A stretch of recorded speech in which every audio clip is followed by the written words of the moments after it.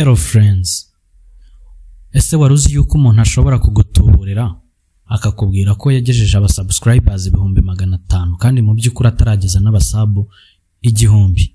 Uyu munsi ngiye kukwereka buryo ki ibyo bintu ushobora kubikora umuntu ukamwereka ko wagejeje abasabu 30,000 kandi mu by'ukuri utarabigeza.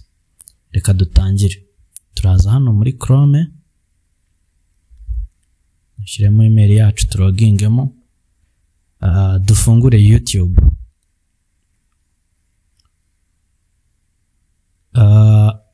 Ndahita nza hano kuri profile yanjye kugira ngo mbereke account yanjye ni nshyashya. Urabona ko mfiteho abasubscribers 33 bonyine. Ngiye kukwereka buryo ki bano abasubscribers nshobora kubahindura 1,300,000 cyangwa na 500 cyangwa se yewe n'ibihumbi 500. Nkaba nanafata screenshot nkaba nayereka umuntu akavuga ati burya koko ewana urakomeye cyane kuri YouTube. Ibi ngibi kugira ngo mbagire bino bintu bikunda kuri computer gusa. N'igihe uri gukoresha computer kuri phone ntago nabonye bitajya bikunda. Navuga ngo uraza ugakora hano handitse abasubscriber ugakora right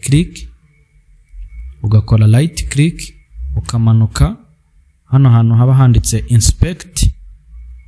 Wamara gukora kuri inspect hahita haza tuno tuntu twose mubona hano.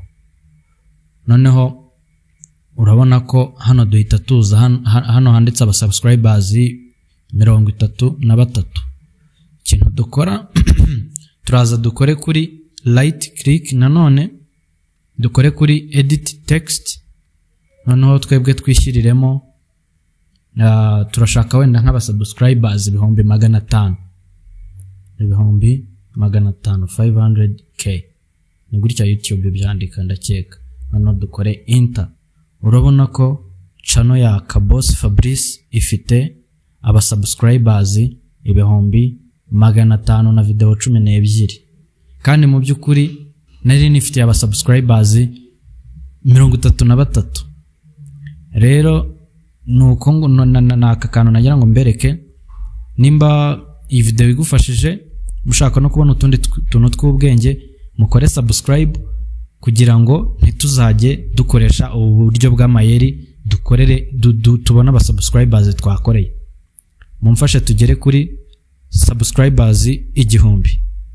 Murakoze naho muri video itaha.